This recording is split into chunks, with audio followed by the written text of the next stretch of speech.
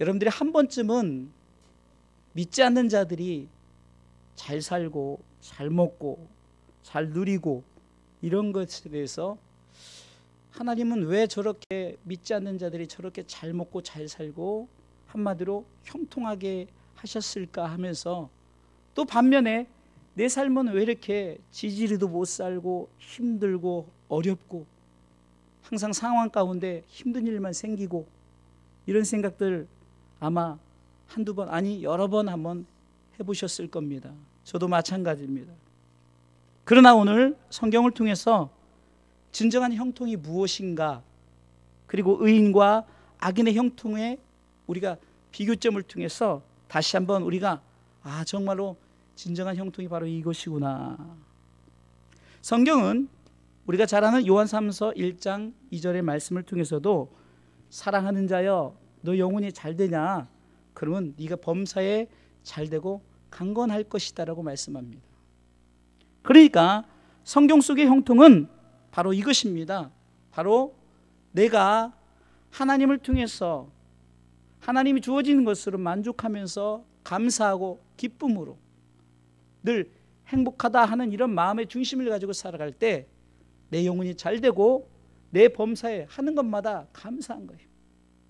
초과 삼간도 만족할 수 있고, 교회가 이렇게 작지만 그러나 어떻게 보면은 이렇게 작은 가운데서도 은혜를 주고, 또 우리 성도들 간 서로 화합할 수 있고, 이런 모든 것에 우리는 이것이 바로 내 영혼이 잘 되다 보니까 모든 것에 내가 범사에 감사하다 보니까 형통하게 되어진 거예요. 성경은 한마디로 이것을 본문 28절 말씀, 제가 오늘 73편을 다 읽지를 못해서 오늘 본문 28절 다 같이 읽어볼까요? 시작. 하나님께 가까이함이 내게 복이라, 내가 주 여호와를 나의 피난처로 삼아 주의 모든 행사를 전파하리이다. 아멘. 한마디로 성경이 말하는 형통은 하나님을 가까이 하는 거예요. 아멘. 내가 하나님께 나아가는 거예요. 그런데 왜 우리가 자꾸 형통함을 누리지 못하느냐? 그것은 비교의식 때문에 그래요. 이것을 우리가 흔히 컴플렉스라고 말합니다.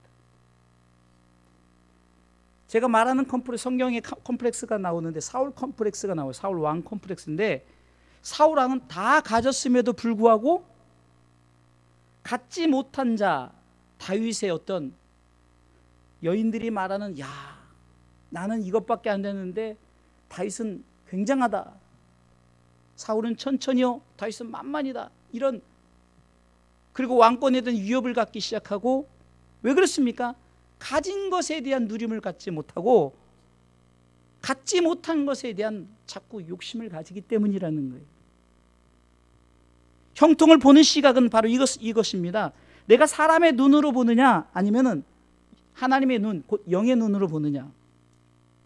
사람의 눈으로 보면 모든 것이 저것이 좋은 것 같고, 마치 아담과 하와가 범죄할 때 선악과를 보니까 보암직, 먹음직, 탐스러운 것처럼, 그것을 영의 눈으로 봤다면 그것이 바로 하나님이 먹지 말라는 것이라는 것. 왜? 분명 하나님이 그 뜻이 있다는 것을 알고 그것을 받아들일 텐데, 그것을 사람의 눈으로 보니까 자꾸 갖고 싶은 거예요. 욕심이 생긴다는 거죠. 아담과 하와에게 주신 것이 무엇입니까? 그것만 먹지 말고 다 가지라 했는데 왜 그것에 욕심을 가질까요? 저는 이것을 바로 사울 컴플렉스, 비교하는 눈. 곧 사람의 눈은 세상의 영광을 바라보고 영의 눈은 하나님께 영광된 삶을 바라보기 때문에 내게 가진 것의 문제가 아니라 내가 갖고 있는 것을 어떻게 갖고 살아가느냐의 문제라는 겁니다. 그래서 오늘은 본문을 통해서 의인과 악인의 형통, 특별히 내가 의인으로서의 형통을 누리기 위해서는 어떻게 살아야 될 것인가를 오늘 본문을 통해서 말씀을 나누겠습니다. 첫 번째는 생각을 바꾸십시오. 다시 말해서 악인의 형통을 바라보는 생각, 그것에 생각을 바꾸라는 것입니다. 생각을 바꾸지 못하고 바라볼 때는 어떻게 보입니까? 오늘 본문에 시편 73편 2절 3절 보겠습니다. 우리 다 같이 읽겠습니다. 시작. 나는 거의 실족할 뻔하였고 내 걸음이 미끄러질 뻔하였으니 이는 내가 악인의 형통함을 보고 오만한 자를 질시하였습니다. 아멘. 내가 왜 실족하고 내가 왜 미끄러진다고요?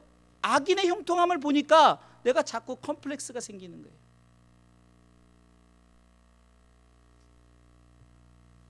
하나님께서는 의인과 악인을 바라볼 때 악인은 결코 하나님의 눈에 두지를 않았다는 사실이에요.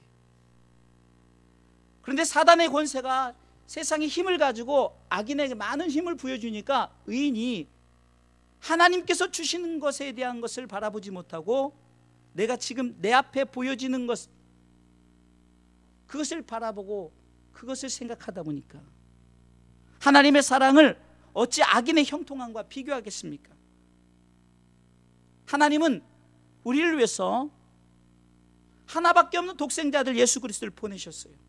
이것을 지난번 늘 제가 설교 때마다 말씀하지만 한쪽에는 구원이란 하나님의 구원, 한쪽에는 하나님의 나라에 대한, 그래서 이 가운데는 우리가 이 땅을 살아가는 삶이라고 제가 계속해서 여러분들에게 이 마이크를 볼 때마다 이쪽은 구원이다, 이쪽은 우리가 삶을 살아가면서 끝까지 믿음을 지켜 하나님의 나라에 들어간다, 이것을 항상 생각하라고 그랬죠. 한마디로 악인의 형통함을 보고 실족할 뻔하고 미끄러질 뻔했다, 이 고백 속에서 생각을 바꾸라는 거예요. 악인의 형통함을 바라볼 때 그건 네 생각이라는 거예요. 네 생각을 바꾸라는 거죠. 어떻게 바꿔야 됩니까? 나는 형통의 사람이다. 할렐루야. 자, 따라서 나는 형통의 사람이다.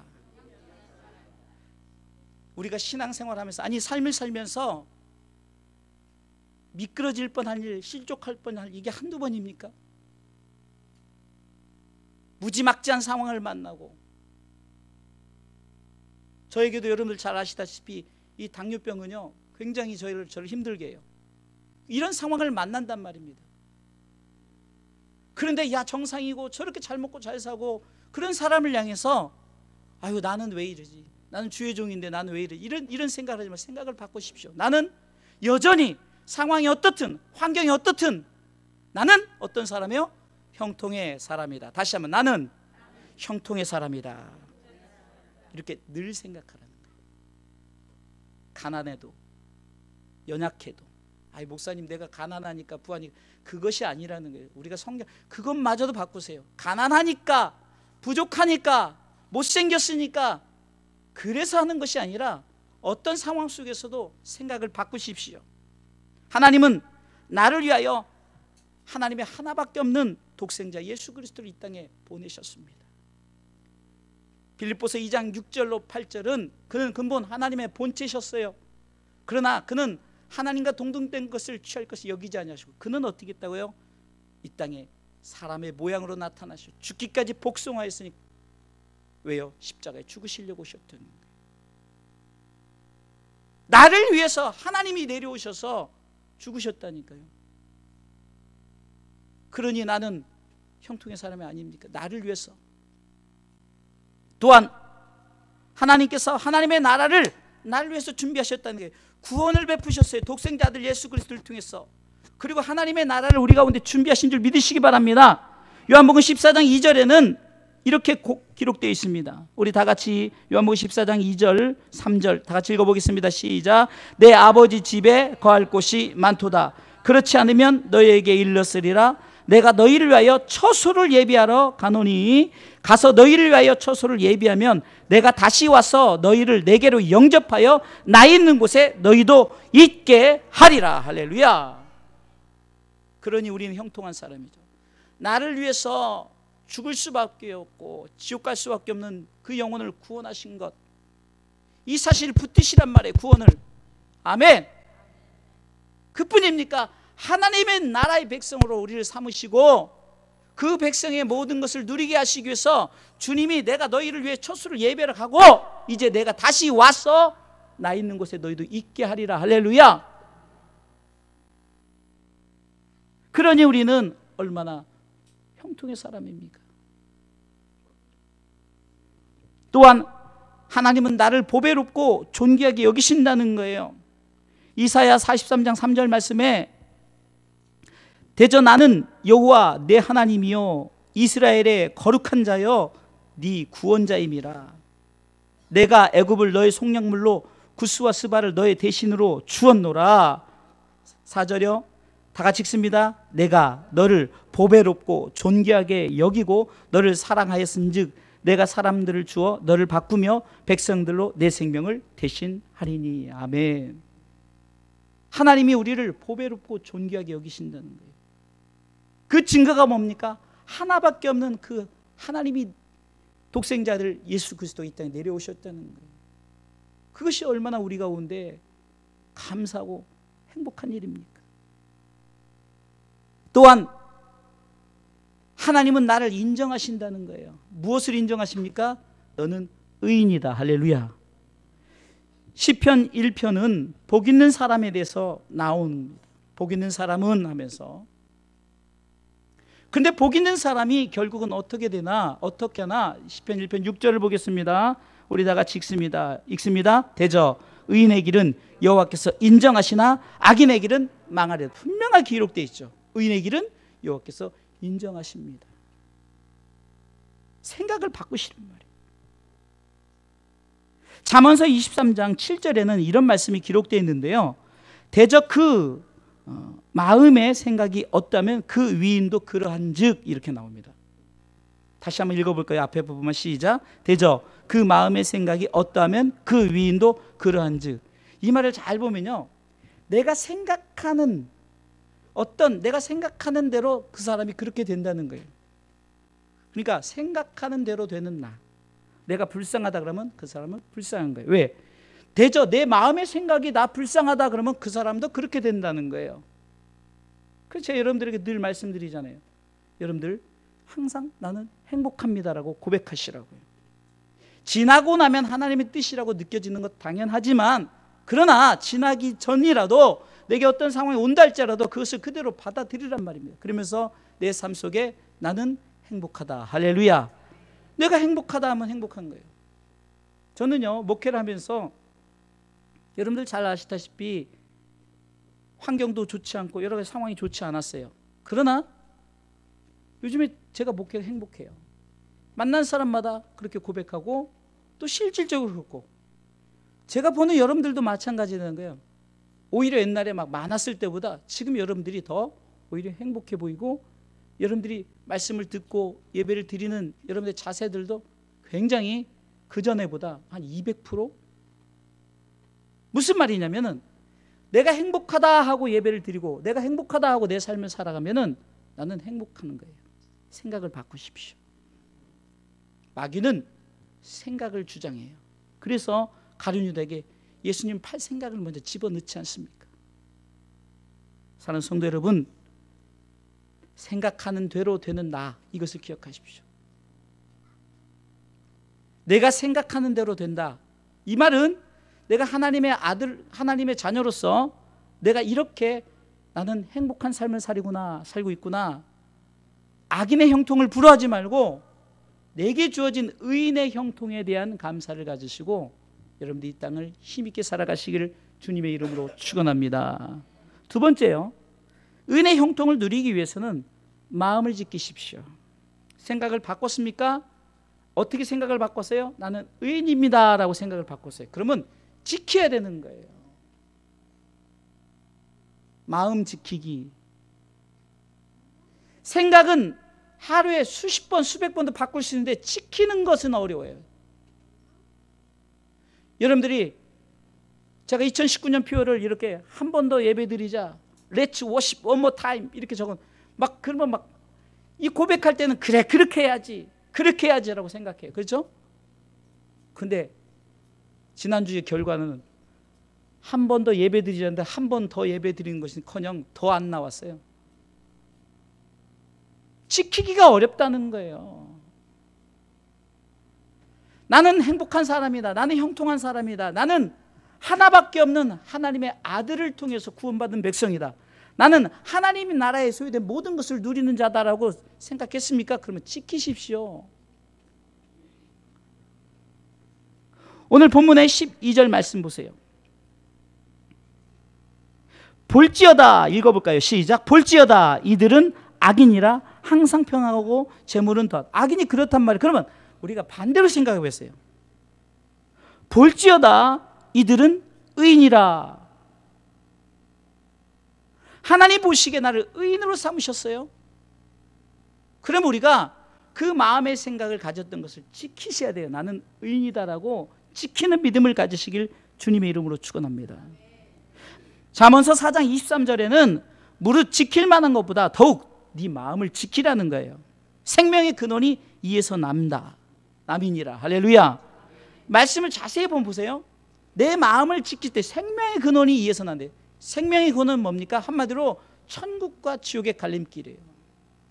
내 마음을 지키고 내가 끝까지 구원받은 자로서 이 삶을 살아가면서 하나님의 나라에 들어가기까지 내 마음을 지켜야만이 하나님의 나라가 내게 주어진다는 거예요. 구원은 다 받았단 말이에요. 구원받았다고 다 천국 갈까요? 아니에요. 우리가 끝까지 마음을 지켜야 되는 거예요. 믿음을 지키는 거예요. 이걸 지키지 않으면 하나님의 나라가 내게 들어오질 않아요. 왜? 사단은 자꾸 끊임없이 우리를 하나님의 나라에 들어가지 못하게 하기 때문에. 그래서 성경이 말하는 것이 무릇 지킬 만한 것보다, 이 말은 뭡니까? 우선적으로 마음을 지키라는 거예요. 우선적으로 나는 구원받은 백성이다. 할렐루야. 내 삶을 살아가면서 내 마음을 지켜서 하나님의 나라의 백성이 되겠다라는 이 마음을 지키시길 주님의 이름으로 축원합니다. 잠언서 23장 17절에는 이렇게 기록되어 있습니다. 네 마음으로 죄인의 형통을 불허하지 말라는 거예요. 그리고 항상 여호와를 경외하라. 사랑하는 성도 여러분, 마음 지키기, 마음 굳히기로 여러분들 들어가셔야 됩니다. 아무리 말씀이 우리에게 주어진들 생각만 해서는 되지 않아요. 지키시기 바랍니다. 마귀는 계속해서 우리의 마음을 두드리는 거예요.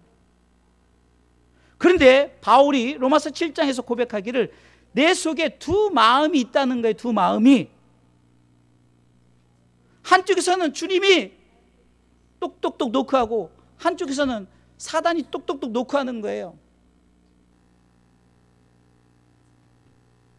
요한계시록 2장 20절에도 볼지어다 내가 문 밖에서 두드리느니, 주님이 두드리시고 이쪽은 사단이 자꾸 두드리는데 우리는 마음을 지키셔야 되는 거예요. 왜요? 성경은 분명히 말하지 않습니까? 읽어볼까요? 볼지어다 내가 문 밖에 서서 두드리느니 누구든지 내 음성을 듣고 문을 열면 내가 그에게로 들어가 그로 더불어 그는 나로 더불어 먹으리라. 이 땅에서 먹는 것을 얘기하겠냐고요. 여러분들 못 먹어서 이 땅에서 먹는 걸 지금 주님이 얘기하겠어요? 아니, 악인은 더 잘 먹는데요. 이 말은 하나님께서 우리를 통해서 이제 그 나라에서 우리에게 주어질 모든 것을 말하는 거예요. 어쪽 문을 여실 거예요? 예수님이 녹화하는 이 문을 여실 겁니까? 아니면은 세상이 녹화하는 이 문을 열어서 악인의 형통을 쫓아가렵니까? 물론 남들이 좋은 옷 입고 다니면은 그게 부럽지 않다면 그건 참 성인인 것 같아요. 부럽기는 하죠. 남들이 좋은 차 타고 다니면 부럽고 남들이 좋은 옷 입고, 그런데 그것을 쫓아가면은 뱁새가 황새 쫓아가던 다리 찢어진다 그러잖아요. 항상 우리에게 주어진 것에 감사하면서, 저는 우리 주사랑교회에 여러 가지 감사가 있어요. 여러분들 생각해 보세요. 교회마다 세를 내는데 세가 무지막지예요. 그죠? 그런데 딱 예배 드린 데만 쓰니 얼마나 그 나머지 날 거예요. 제가 이런 생각도 해봤어요. 큰 교회에서 빈 공간을 다른 사람에게 주지 그렇지 못하면은 교회 성도들에게라도 분양을 하는 거예요. 그래서 월요일부터 조건은 금요일, 왜? 요즘에 금요일날, 수요일날, 토요일날 본당에서 예배 안 드리고 뭐 어디 예배 다 작은 데서 예배 드리고 그 나머지 기관실 뭐 엄청나게 비어 있잖아요. 그런 생각도 제가 뭐 별 생각 다 해봤어요. 아까우니까. 우리 교회도 아까운 거예요. 그래서 이렇게 커피숍도 하고 여기 옆에는 녹음실도 있고요. 예배당으로 쓰고 교제 나눌 수도 있고 식당으로도 쓸 수 있고. 우리가 신앙의 삶을 살면서 내 마음을 지키면서 나는 행복한 사람이다, 나는 형통의 사람이다, 나는 하나님의 사람이다, 이 자꾸 마음을 지키면요 모든 것에 감사, 그리고 나는 행복할 뿐이에요. 그런데 자꾸 어떻게 합니까? 자꾸 죄인의 형통을 부러워하는 거예요. 아, 남들이 잘 된대 그러면 그거면 좋고, 나는 이렇게 예수 믿는데 나는 왜 이렇게 못 살지? 여러분들 못 사는 거 아니에요. 다 잘 살고 있어요. 굶기를 합니까? 옷도 그냥 다 멋있는 옷들만 입고. 왜 그럴까요? 나보다 더 잘 옷 입은 사람, 나보다 더 비싼 옷을 입은 사람. 스마트폰도 사면은 내 거 금방 신형인데도 한 1년 지나면 구형되니까 나보다 더 좋은 거, 저게 부러워서 이렇게 쳐다보는데, 자꾸 나는 하나님의 사람이다, 하나님의 백성이다 만족하면서 내 마음을 지키란 말이죠. 마음을 지키시. 마지막 세 번째는요, 굉장히 중요한 겁니다. 은혜의 형통을 누리기 위해서는 오늘 시편 기자가 이렇게 했기 때문에 내가 그렇게 됐다는 거예요. 뭐냐? 예배하라. 할렐루야. 시편 오늘 본문의 17절 말씀 읽어보겠습니다. 읽습니다. 시작. 하나님의 성소에 들어갈 때야 저희 결국을 내가 깨달았나이다. 아멘. 예배를 드리는 순간, 예배를 통해서 하나님께서 깨닫게 하시는 것이 뭐냐? 너는 보배롭고 존귀한 자다. 악인의 형통이 아무것도 아니다라는 것을 자꾸 깨닫게 해주시는 거예요. 근데 어떤 사람들은 예배를 드리면서도 자꾸 딴 생각만 하니까 예배에 대한 기쁨과 감격이 없는 거예요. 왜? 예배를 통해서 자꾸 예배 시간에도 자꾸 비교하고, 예배 시간에도 그냥 세상 잘 나가는 것, 나는 어떻게 잘 살아야 되는가, 나는 어떻게 되는가. 오늘 성경은 왜 예배하는가에 대한 것을 말씀하고 있는 거예요. 예배를 통해서 우리가 생각을 바꾸고 마음을 지킬 수 있기 때문에 그래요. 이 말은 조건이 있어요. 내가 진정한 크리스찬이라면요, 내가 하나님의 사람이라면, 내가 그리스도인이라면은 말씀이 내게 주어질 때 그 말씀이 성령을 통해서 나를 타격하는 거예요. 깨달으라는 거죠. 그래서 예배를 통해서 여러분들이 깨닫고, 예배를 통해서 여러분들이 내가 이렇게 살아야 되는구나, 이렇게 감사하고 살아야 되구나. 그래서 예배드리라는 거예요. 그래서 한 번 더 예배드리자는 거예요. 아무리 제가 늘 얘기죠, 목사 할아버지라도 예배 안 드려보세요. 제가 전에 고백했잖아요. 외국에 나가다 보면은 가끔 수요예배를 놓치, 물론 이제 강의를 계속 하거나 그러면은 놓치지 않는데, 이제 가끔 어디 뭐 관광을 간다거나 놀러 가면요, 수요예배 금요예배를 깜빡하고 그냥 저녁에, 제가 옛날에 우리 오래된 일이지만 우리 선교사님 오늘 오셨지만 그 중국에 들어가서 아이들하고 수요예배인데도 모르고 아이들이 노래방 가자, 노래방 가자 막 신나게 노래 부르고 애들 그러고 막 박수 치며 했는데 가만히 보니까 수요예배 시간이더라고. 근데 내가 딱 그 자리에 있는 거예요. 목사님 그러시면 안 됩니다. 맞아요. 그러시면 안 되는데 그럴 수도 있죠. 근데 중요한 것은 그것을 말하는 것이 아니라, 나도 모르게 예배 자리가 없기 때문에 그것을 망각해버리고 잊어버린다는 거예요. 내가 하나님이 내가 시켰어, 예배자다, 나는 워시퍼다, 난 예배를 드리는 사람이다, 이것을 잊어버린다니까요. 그래서 자꾸 여러분들에게 예배 드리라는 거예요. 그런데 왜 예배를 드리는가? 로마서 14장 17절에는 하나님의 나라는 먹는 것과 마시는 것이 아니요 오직 성령 안에서 의와 평강과 희락이라는 거예요. 다시 말해서 이 땅에서 하나님의 나라를 우리가 이루어 나가는 거예요. 예배를 통해서 의와 평강과 희락을 경험하는 거예요. 예배를 통해서 무슨 건물을 주고 무슨 애를 잘 낳게 하고, 예배를 통해서 무슨 돈을 벌게 하고, 이것은 절대 없는 거예요. 오직 예배를 통해서 하나님의 나라를 경험케 하는, 하나님의 나라를 사모케 하는 거예요. 그렇기 때문에 영의 사람은 영의 예배를 드립니다. 우리가 잘 아는 요한복음 4장 23절에 아버지께로 참으로 예배하는 자는 신령과 진정으로 예배할 때가 오나니 곧 이때라, 곧 이때라. 예배할 때라는 거죠. 아버지께서 이렇게 자기에게 예배하는 자들을 찾으신다. 그러면서 24절에 하나님은 영이시니 예배하는 자가 신령과 진정으로 예배할지니라. 하나님이 찾으시는 예배, 하나님이 기뻐 받으신 예배가 무엇인가를 생각해 봅니다. 그러면서 깨닫게 되는 거죠. 아, 내가 비록 가난해도, 내가 비록 연약해도, 내가 부족해도, 장애가 있어도, 내 환경에 문제가 있어도, 내 삶에 어떤 역경이 와도 예배를 통해서 깨닫게 하시는 거예요. 예배를 통해서 하나님을 만나게 하시는 거예요. 그래서 하나님이 나와 너는 예배로, 언약이라는 것은요 꽉 붙든 약속이에요. 사랑하는 성도 여러분, 우리는 코람데오의 삶을 살아야 됩니다. 이 아람어로 코람데오는 하나님의 전 앞에서라는 거예요. 자꾸 우리가 하나님의 전 앞으로, 하나님을 가까이 하시기 바랍니다. 형통하시려면은 하나님의 성전을 자주 밟으십시오.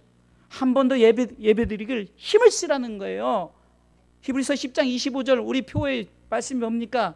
모이기를 피하는 어떤 사람 습관을 쫓지 말고 때가 가까울수록 권하라는 거 아니에요. 제가 첫째 주에 다 설교를 했죠. 자꾸 권하는, 우리 예배 드립시다. 우리 예배 드립시다. 아파도 예배 드립시다. 힘들어도 어려워도 예배 드립시다.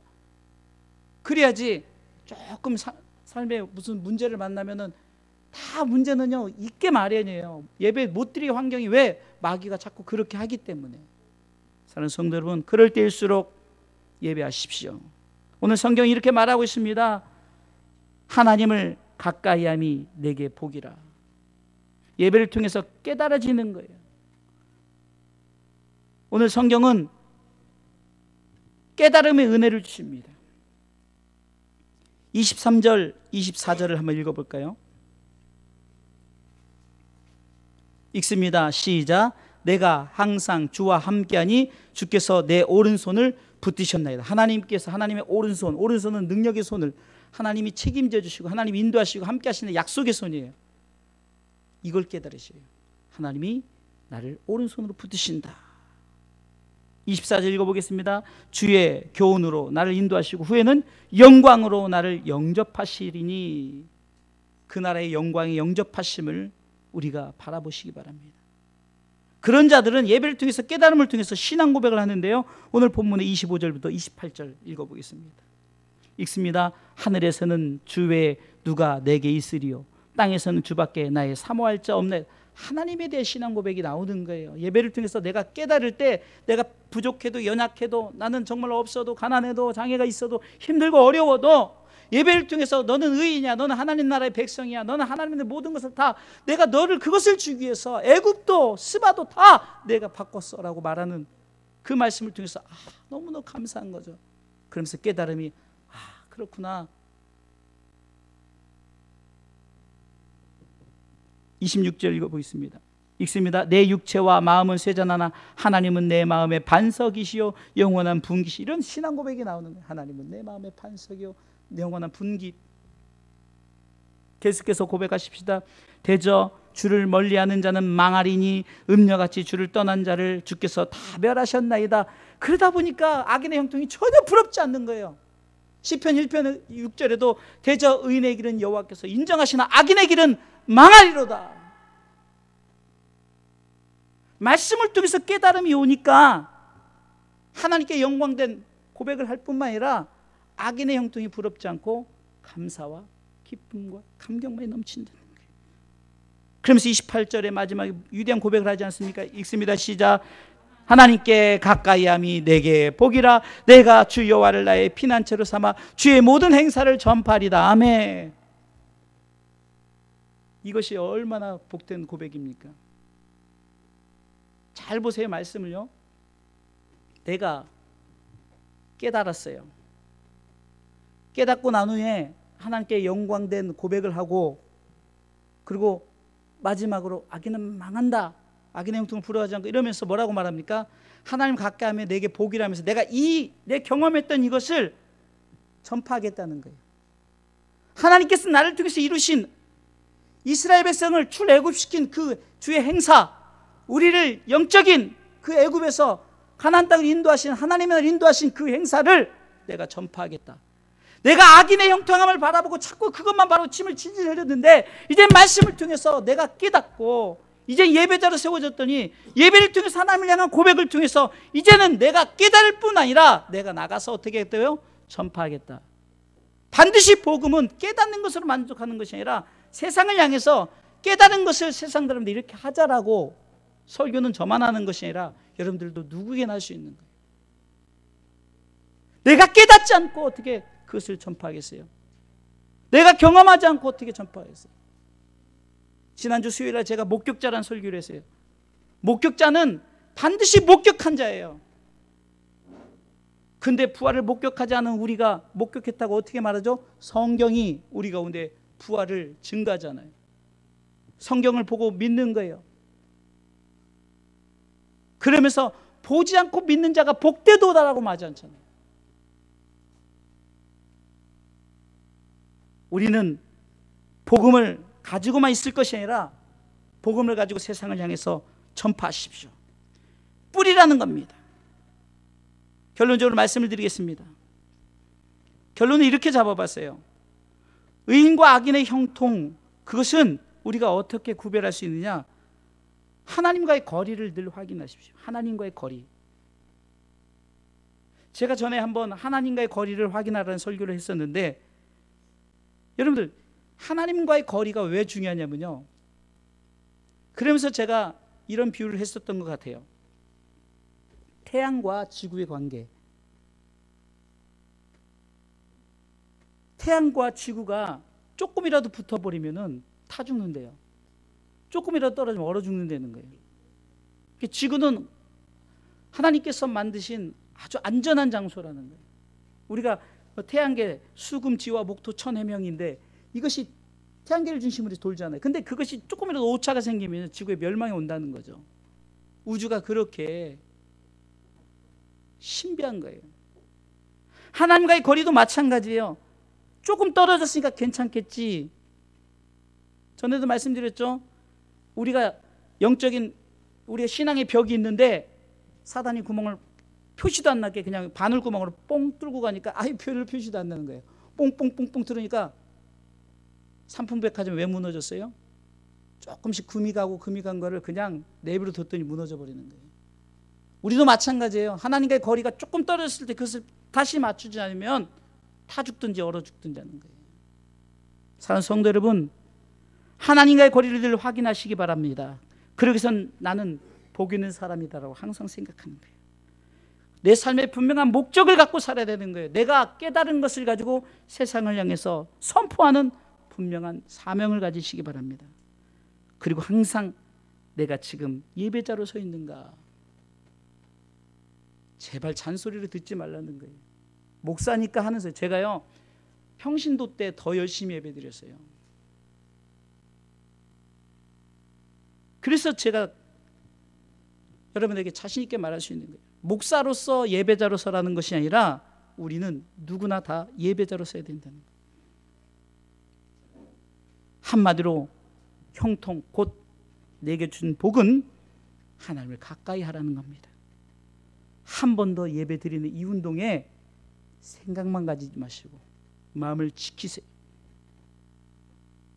아마 계속적으로 이제 이 표회된 설교를 중심으로 설교를 할 거예요. 결국은 여러분들 내가 예배를 드려서 무엇을 이루라고요? 온 가족을 그리스도께로 인도하는 일을 하자고 하는 거예요. 뭐 예배는 무슨 행위를 통해서 뭐 하나님이 나에게 복 주시려고, 어떤 복? 형통의 복. 어떤 복? 하나님 나라의 복. 이미 우리는 구원과 하나님의 나라의 복을 다 받은 자란 말이에요. 그런데 뭘 달라고 자꾸 복 주세요 복 주세요 그런지 모르겠어요. 그러니까 자꾸 세상의 복을 달라고 하니까 나는 복 못 받은 것 같고, 그러니까 자꾸 악인의 형통을 보면서 침 질질 흘릴 수밖에 없는 거예요. 사는 성도 여러분, 하나님과의 거리를 늘 확인하시면서 하나님을 늘 가까이 하시고, 그리고 이미 나는 복받은 사람으로서 나는 복받은 사람이다, 악인의 형통을 부러워하지 말고 믿음으로 우리가 신앙생활을 멋지게 잘 감당하시길 주님의 이름으로 축원합니다.